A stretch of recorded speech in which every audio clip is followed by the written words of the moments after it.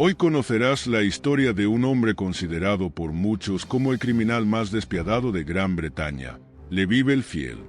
Sin empatía ni remordimientos, logró llevar a cabo sus asesinatos sin que la policía lo detectara durante su escalofriante racha de crímenes. A medida que sus atroces actos salían a la luz, adquirió diversos apodos, como el acechador de la parada de autobús, el asesino de la parada de autobús y el hombre del martillo. El número exacto de víctimas que cobró sigue siendo un misterio, ya que nadie puede determinar con certeza cuántas personas sufrieron a manos de este peligroso individuo. Detenerlo era una necesidad, pero Bellfield no era un delincuente común, sino alguien astuto, lo que hizo que capturarlo fuera un desafío complejo. Antes de continuar, queremos expresar nuestras más sinceras condolencias a los seres queridos de todas las víctimas de Levi Bellfield. Levi Revitt vino al mundo el 17 de mayo de 1968 en el Hospital West Middlesex de Londres. Su infancia estuvo marcada por una tragedia temprana, ya que su padre, Joseph Revitt, falleció de leucemia cuando él tenía apenas 10 años. Creció junto a sus 2 hermanos y 2 hermanas, quienes tomaron el apellido Bellfield tras el segundo matrimonio de su madre. Pasó su niñez en una comunidad de viviendas sociales en el suroeste de Londres, donde, a pesar de las dificultades y el entorno desafiante, su hogar proporcionaba cierta estabilidad. Millie era una joven con una personalidad fuerte y una gran determinación.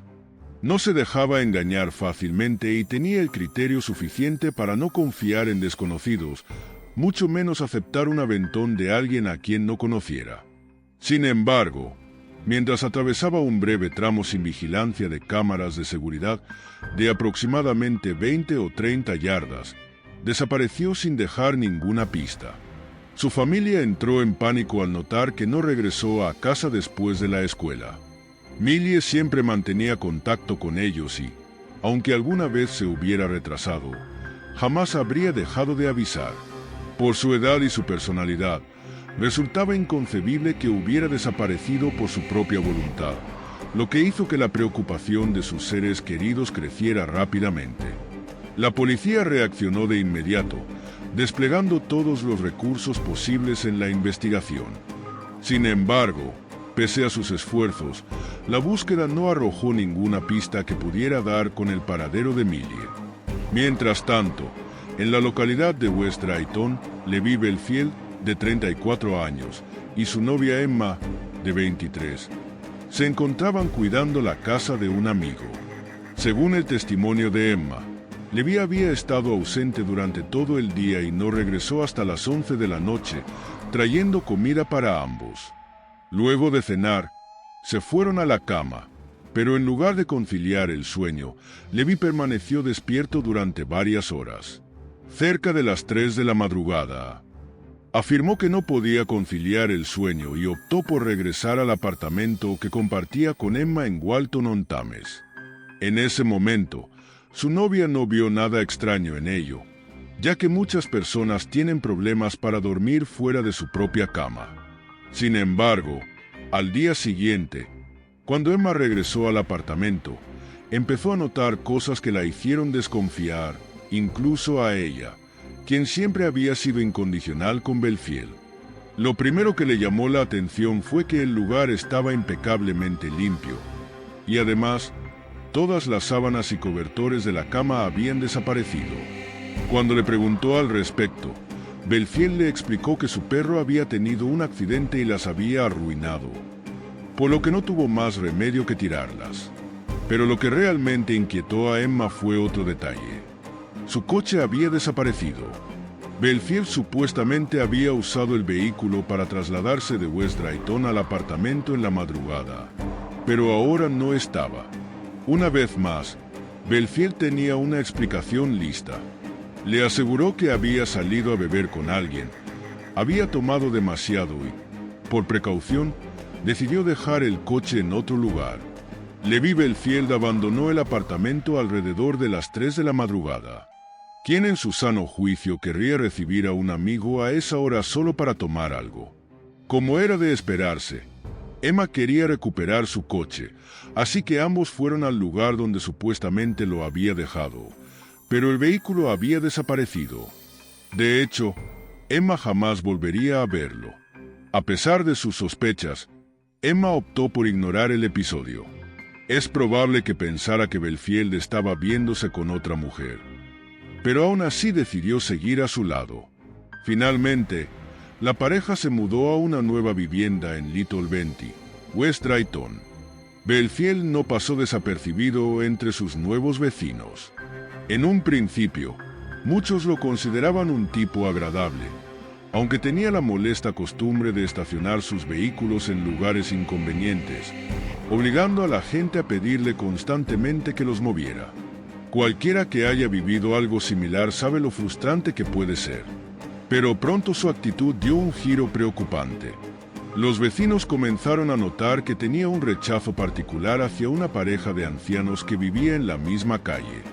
No solo los insultaba con frecuencia, sino que además se sospechaba que había esparcido herbicida en su jardín, arruinándolo por completo.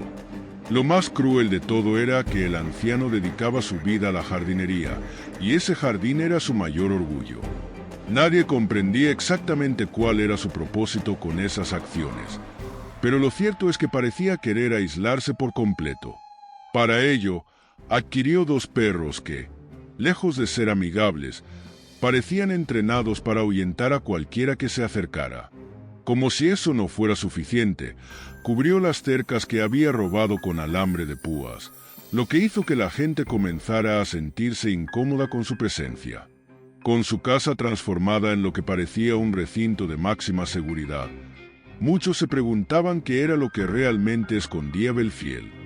Durante esa época, incluso un vecino de la pareja expresó su preocupación por lo que ocurría dentro de su hogar. A simple vista, parecían una pareja feliz, pero la expresión de Emma contaba otra historia. Se notaba que vivía con miedo, y es probable que Belfield la intimidara constantemente. Lloraba con frecuencia, y eso no es algo que haga a alguien que realmente es feliz. Su relación tenía un aire inquietante, como si hubiera algo más escondido bajo la superficie. Las señales más claras del estado mental de Belfield las reveló una de sus exparejas. Sus cambios de humor eran bruscos e impredecibles. En cuestión de segundos, pasaba de ser un hombre cariñoso a convertirse en alguien agresivo y despiadado. Sus manías no terminaban ahí. A la hora de comer, todo en su plato debía estar estrictamente separado. Las papas jamás podían tocar las zanahorias, y la carne no debía mezclarse con ningún otro alimento. Como si esto no fuera lo suficientemente extraño, insistía en que su pareja comiera un poco de cada cosa de su plato, convencido de que intentaban envenenarlo. Cuando estaba embarazada de mi hija, él estaba realmente emocionado, pero luego cambió porque ya tenía hijas con su pareja anterior y siempre había querido un niño, así que a partir de ahí todo empezó a ir mal. La búsqueda de $1,000,000 por parte de la policía continuaba sin éxito. Habían pasado 6 meses desde su desaparición sin encontrar pistas, hasta que el 18 de septiembre de 2002, un grupo de recolectores de setas estaba trabajando en un denso bosque en Yateley Heath, Hampshire, cuando uno de ellos notó algo extraño. Al acercarse, encontraron el cuerpo desnudo y en avanzado estado de descomposición de una joven. La descomposición era tal que no fue posible determinar la causa de la muerte, pero, gracias a los registros dentales, los investigadores confirmaron, con tristeza, que se trataba de $1,000,000. En el área no se hallaron sus pertenencias, aunque en el momento de su desaparición llevaba un teléfono móvil, un bolso, una cartera y su uniforme escolar. Después del hallazgo, la policía cambió la clasificación de la investigación a asesinato y la denominó Operación Ruby. Sin embargo, mientras los oficiales seguían investigando el asesinato, el responsable de los crímenes volvía a atacar. Esta vez, en Hampton, Middlesex, un suburbio tranquilo y arbolado cerca de Londres, se cometería otro asesinato el 4 de febrero de 2003.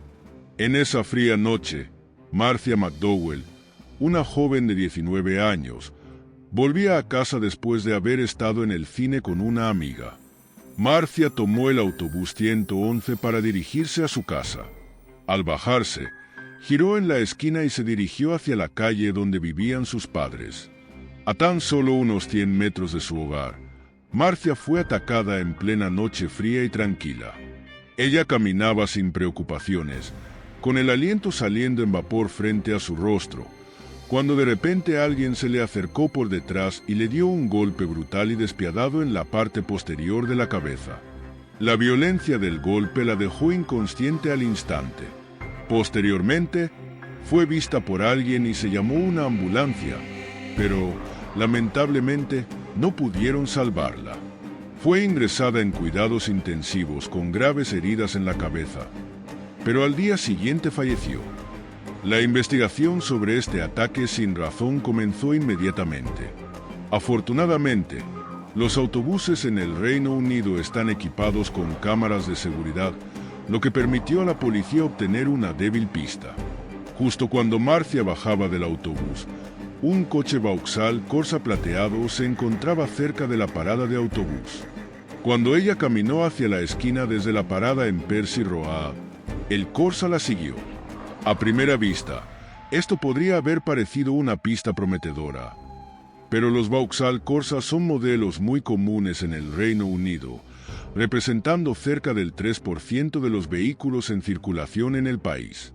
Para complicar más las cosas, la imagen del CCTV no era lo suficientemente clara para ver la matrícula del coche. Mientras tanto, Levi Belfield había encontrado un trabajo legítimo como portero en varios bares y clubes, un empleo que le venía de maravilla, ya que disfrutaba de las peleas. Era muy agresivo y siempre quería tener el control. Si surgía un conflicto en la puerta y alguien iniciaba una pelea, él no dudaba en involucrarse. Las personas que lo conocían, Belfield ha explicado que su fascinación por la violencia y su obsesión por desarrollar una gran musculatura tienen sus raíces en su infancia. Durante su niñez, Belfield era un niño frágil y el favorito de su madre, quien lo consintió en exceso.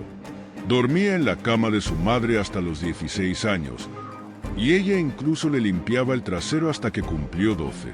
Incluso en su etapa adulta, cuando visitaba a su madre, seguía durmiendo en su cama, algo que resultaba extraño.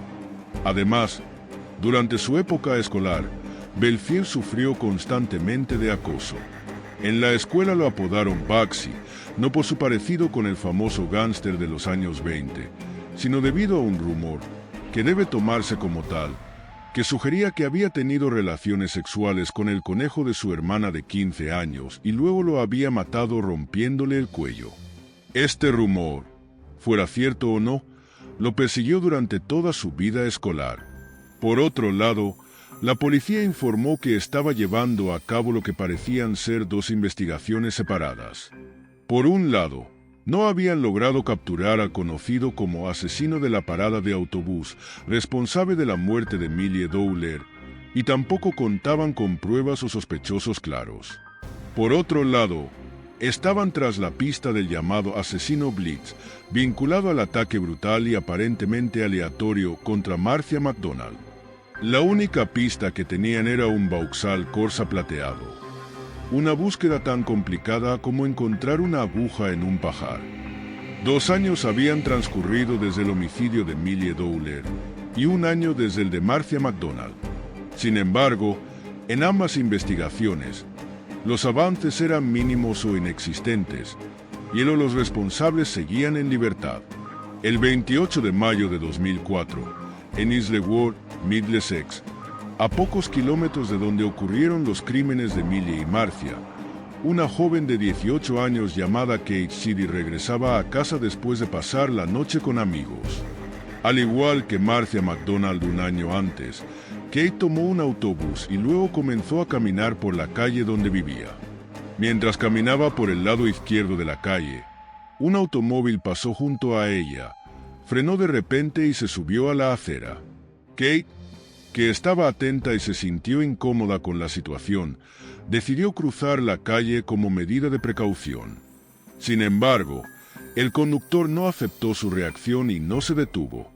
Mientras Kate cruzaba, el automóvil dio la vuelta y se lanzó hacia ella a toda velocidad, golpeándola y derribándola. Pero el horror no terminó ahí. Después de atropellarla una vez, el conductor puso el coche en reversa y pasó sobre ella por segunda vez. Finalmente, el automóvil aceleró y huyó en la misma dirección de la que había llegado, abandonando a Kate gravemente herida y al borde de la muerte. Kate sufrió heridas extremadamente graves. Todas sus costillas estaban fracturadas, su bazo estaba dañado y presentaba lesiones en la columna vertebral. A pesar de la gravedad de sus heridas, milagrosamente seguía con vida, aunque su estado era crítico y su supervivencia estuvo en duda durante un tiempo. Contra todo pronóstico, Kate comenzó a recuperarse poco a poco, y a medida que su cuerpo se fortalecía, también lo hacía su memoria. Logró proporcionar a los investigadores detalles clave. El vehículo involucrado era una furgoneta blanca con ventanas oscurecidas, y recordó un detalle aparentemente menor pero crucial. El espejo retrovisor del lado del conductor estaba roto. Sin embargo, a pesar de los esfuerzos de la policía, no lograron identificar el vehículo blanco, que había sido captado por las cámaras de seguridad. Un error administrativo impidió que esta información crucial se transmitiera adecuadamente. Mientras tanto, Belfield continuaba trabajando como portero en un club nocturno, pasando desapercibido para las autoridades. Su comportamiento se volvía cada vez más impredecible y alarmante. En una ocasión, le confesó a alguien en el club que solía llevar a chicas jóvenes a una habitación arriba cuando el local estaba cerrado. Allí, las sometía a abusos verbales y sexuales. A veces, también las llevaba a su furgoneta blanca con ventanas tintadas, estacionada afuera. El asesino de la parada de autobús no había terminado. 3 meses después del ataque a Cage City, el detective jefe Colin Sutton recibió una llamada que temía. Habían encontrado otro cuerpo, esta vez en Twickenham Green, cerca del lugar donde Kate había sido atacada. La víctima era Emily de la Grange, una estudiante de francés de 22 años que había llegado al Reino Unido para estudiar durante 2 años. El cadáver de Emily fue hallado en un campo verde, utilizado como cancha de cricket, a medio camino de su destino. Tras este hallazgo, la policía pudo finalmente vincular su muerte con una serie de crímenes previos en la zona, incluido el asesinato de Marcia MacDonald. Emily, al igual que las víctimas anteriores, había recibido un golpe contundente en la parte posterior de su cabeza, dejándola probablemente inconsciente. Como en otros casos, Emily había estado con amigos esa noche y tomó el autobús para regresar a su casa. Sin embargo, se cree que pudo haber dormido durante el trayecto y se perdió su parada. Cuando preguntó al conductor cuánto tiempo faltaba para regresar, él le mencionó que solo serían 10 minutos, pero Emily decidió bajar y caminar, lo que resultó ser fatal. Mientras se dirigía de vuelta, cerca de Twickenham Green, pudo haber dado un rodeo, pero optó por el camino corto a través del campo. Fue allí donde el asesino la atacó. En su empeño por resolver el caso de Emily, el DCI Sutton se ganó la desaprobación de sus compañeros al reabrir investigaciones anteriores que habían quedado sin solución. Esto involucraba a Millie Dollard, Marcia MacDonald y Cage Chidi, quienes habían estado en un área bastante reducida, y el DCI Sutton consideraba que era necesario investigar la posibilidad de que sus casos estuvieran relacionados. Mientras Sutton se esforzaba por hacer justicia por las víctimas y sus familias, Belfield encontró una nueva ocupación que le brindaba gran satisfacción: la inmovilización privada de vehículos. Sin embargo, su negocio no era completamente legal. No solo lo hacía por dinero, sino también por el placer de inmovilizar a aquellos que habían estacionado correctamente. Cuando sus víctimas le desafiaban, las extorsionaba, amenazándolas hasta que pagaran. Debido a su amor por el conflicto, probablemente preferiría que no pagaran, ya que así tendría la oportunidad de ejercer algo de violencia. Belfield no se limitaba a patrullar las calles buscando vehículos para inmovilizar. Sorprendentemente, se encargaba de que las personas llegaran hasta él. Colocaba anuncios discretos para un burdel falso que decía ser dueño. Cuando alguien respondía, les indicaba la dirección.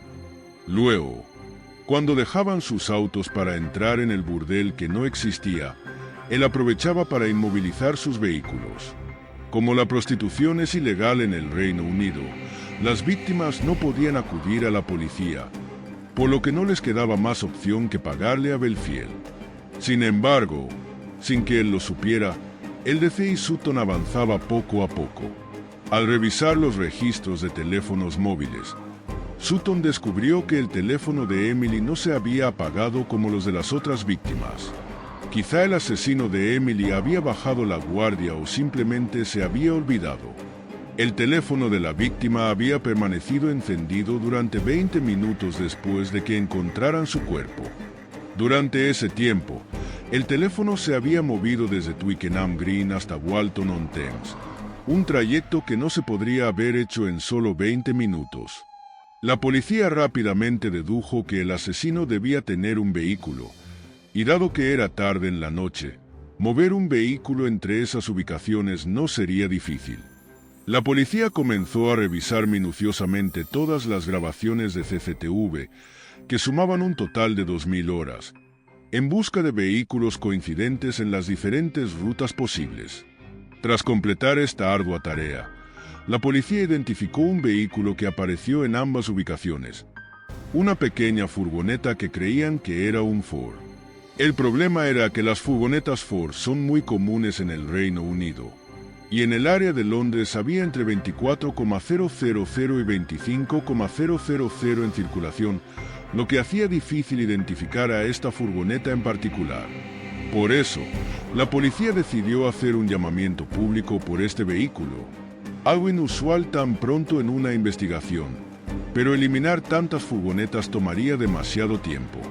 Necesitaban encontrar este vehículo y a su conductor rápidamente, y la estrategia del DCI Sutton resultó ser clave.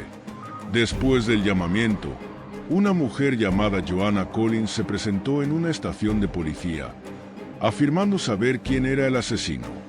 Joanna era la exnovia de Levi Belfield y conocía bien sus capacidades y la clase de persona que él era. La policía tomó muy en serio la declaración de Joanna Collins, ya que, en primer lugar, tenía conocimiento directo sobre Levi Belfield y, en segundo lugar, no tenían otros sospechosos, lo que hacía que su testimonio fuera una pista valiosa. Al investigar el historial criminal de Belfield, el DCI Sutton no encontró nada realmente grave, pero un detalle llamó su atención. En mayo de 2004, Belfield había sido arrestado mientras conducía un Toyota Previa blanco, un vehículo que coincidía con las descripciones proporcionadas por Kate Chitty, específicamente un monovolumen. Además, el DCI Sutton descubrió que Belfield también había sido dueño de un Vauxhall Corsa plateado, lo que le hizo pensar que ya tenía suficientes pruebas para interrogarlo. El 20 de noviembre de 2004, Sutton y su equipo se dirigieron a la casa de Belfield en las primeras horas de la mañana para arrestarlo. Al entrar en la casa, no encontraron rastro de él. Buscaron por todo el lugar y, cuando parecía que tendrían que buscar en otros sitios, un sargento decidió revisar el ático como último recurso. Subiendo por la escalera con su linterna, encontraron a Belfield desnudo, intentando esconderse en una esquina. El sargento lo agarró y le dijo la famosa frase de la policía británica, "You ready", que significa "estás arrestado". La noticia del arresto de Belfield se propagó rápidamente, y las personas que antes le temían vieron la oportunidad de contarle a la policía todo lo que él había estado haciendo. El muro de silencio y miedo estaba cediendo. En un momento, el DCI Sutton tenía abiertas 27 investigaciones sobre Belfield, que iban desde asesinatos y agresiones hasta varias denuncias de violación. Sin embargo, el gran problema era que la evidencia era difícil de conseguir. La policía necesitaba una teoría de trabajo para poder vincular a Belfield con los ataques y crímenes ocurridos. Joanna, la exnovia que primero se presentó, se convirtió en una testigo clave para las autoridades. Contó su versión completa sobre cómo había sido vivir con Levi Belfield, lo cual revelaba muchas cosas. Relató cómo él solo la golpeaba en las piernas o en el cuerpo, donde los moretones podían ocultarse, pero nunca en la cara. Si ella se atrevía a gritar, llorar o mostrar dolor, él la golpeaba aún más fuerte. También mencionó que mientras conducían por la calle, él hacía comentarios muy inapropiados sobre las jóvenes que caminaban por allí y describió las opiniones de Belfield sobre las mujeres. Belfield sentía un desprecio profundo por las mujeres, un rechazo genuino hacia ellas, considerando que eran inferiores a él. Aunque no tenía respeto por ninguna mujer, se notó un odio especial hacia las mujeres de clase media, combinado con un complejo de inferioridad al intentar demostrar que él era superior a ellas. Dado que no lo era, su única manera de probarlo era degradarlas o incluso matarlas. El 2 de marzo de 2006, Levi Belfield fue formalmente acusado. El DCI Sutton mencionó que, a pesar de la gravedad del caso, disfrutó enormemente al sentarse frente a Belfield y leerle los cargos, pero el acusado no mostró ninguna emoción. Estaba completamente impasible, casi desalmado, y solo dijo 2 palabras durante todo el proceso: no culpable. En 2007, Levi Belfield enfrentó juicio en el Old Bailey de Londres, donde se le acusó de los asesinatos de Marcia MacDonald y Emily de la Grange, así como de intentar asesinar a Kate Chidi.